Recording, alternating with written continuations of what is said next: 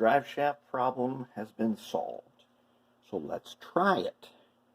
Now, I'm putting it, I've got the shell on it, so I want you to listen to something.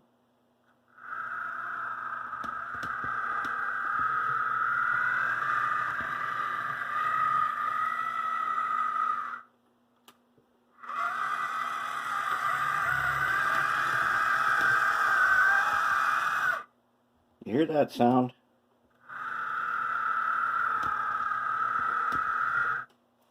Okay, that's not the way we want it to sound.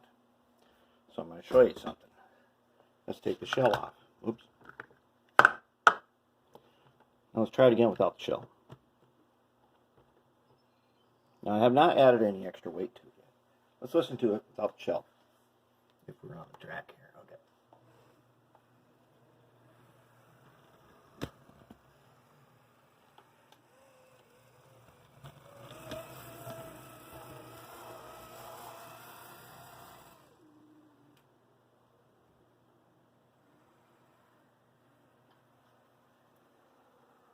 Nice slow speed.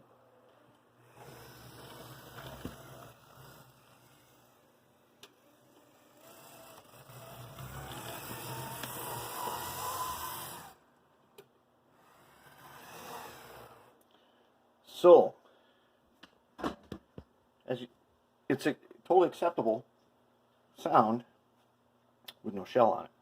Thing is, this shell, having a ton of room in it, but you can just hear when I drop it a little bit.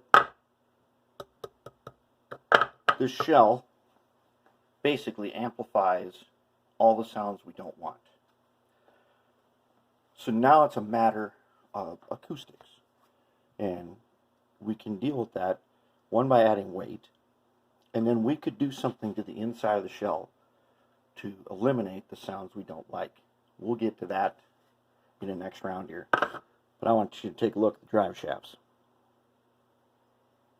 See that?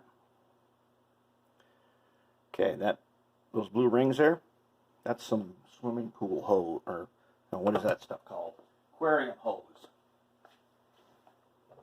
I had to make the ends of the drive shafts very smooth for this thing to work, which I did. I just filed them, ground them, and then I put those sleeves on there so they can't slip out, and great match. That's how we got our drive shafts to work. That's pretty good. This thing, 1957, that's a long time ago, and it's working really good. Now we need to work on some sound so that it doesn't sound, we don't want that high whining, grinding sound inside our shell. So we'll work on some acoustics next. But otherwise, mechanically, it's ready to roll. We're going to add some weights. We're going to see what we can do about the sound.